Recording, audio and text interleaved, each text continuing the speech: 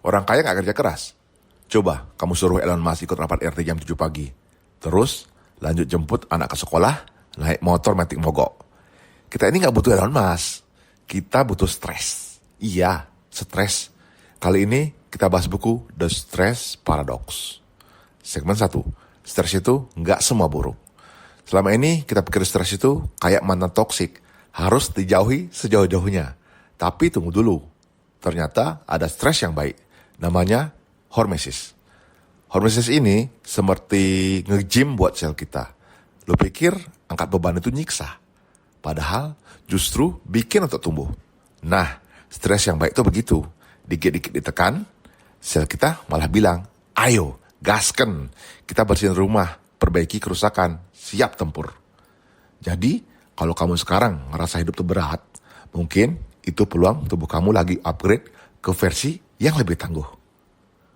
Segmen 2. Dari lab abad ke-19 sampai sayuran modern. Dulu ada ilmuwan Jerman, Hugo Sells, yang niatnya bikin disinfektan. Malah nemu fakta gila. Dosis kecil racun bisa bikin ragi makin subur. Dan ini berlaku juga buat manusia. Kalau kamu dikasih tantangan kecil, kayak macet 3 jam pas mau kondangan, itu mungkin bikin kamu belajar sabar, level dewa.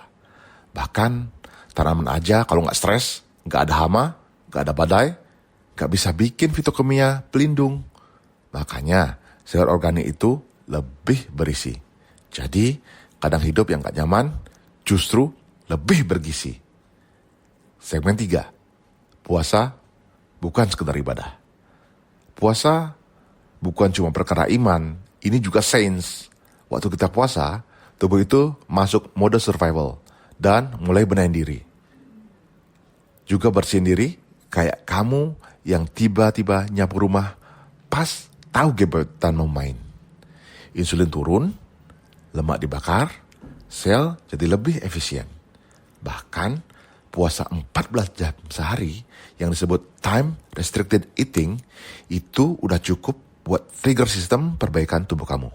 Jadi atur jam makanmu dan stop sebelum kamu makan perasaan.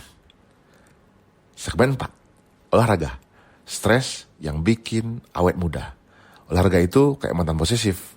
Bikin capek, tapi kalau gak ada, hidup berantakan. Saat kamu olahraga, bukan cuma otot yang kencang, tapi otak juga tajam. Sel tubuhmu kayak dapat alarm. Bro, kita harus upgrade mitokondria nih. Jadi, gak usah langsung maraton. Mulai dari jalan cepat, terus squat 10 kali tiap buang sampah, atau jumping jack 7 menit tiap lihat tagihan listrik. Ingat, ini bukan siapa yang paling keras latihan, tapi siapa yang paling konsisten dan pulih dengan baik. Segmen 5. Sauna, air dingin, dan otak cerdas. Kedinginan, berkeringat, itu bukan cuma efek kasih rusak, itu terapi. Paparan suhu ekstrim itu bisa bikin tubuh bangkit. Dingin, bikin noradrenalin dan dopamin naik. Panas, bikin sirkulasi darah lancar. Insulin lebih sensitif, dan kamu serasa habis jatuh cinta. Walau sendirian di sana di sauna. Dan jangan lupa, otak juga butuh stres sehat. Tantangan otak kamu tiap hari, main catur, belajar bahasa baru, atau debat di grup WhatsApp keluarga. Asal jangan bahas politik pas lebaran. Jadi, jangan buru-buru nyalain stres. Kadang itu bukan musuh, tapi mentor. Kita hidup di dunia yang kelewat nyaman. Makanan tinggal klik, suhu tinggal atur, jalan kaki aja males. Tapi justru karena terlalu nyaman, kita jadi lemah. Stres sehat itu seperti latihan militer buat tubuh dan otakmu.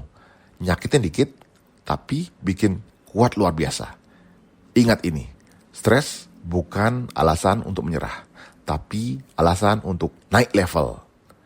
Like, share, dan subscribe kalau kamu juga setuju bahwa zona nyaman adalah jebakan dan stres yang sehat adalah tiket keluar dari penjara kemalasan.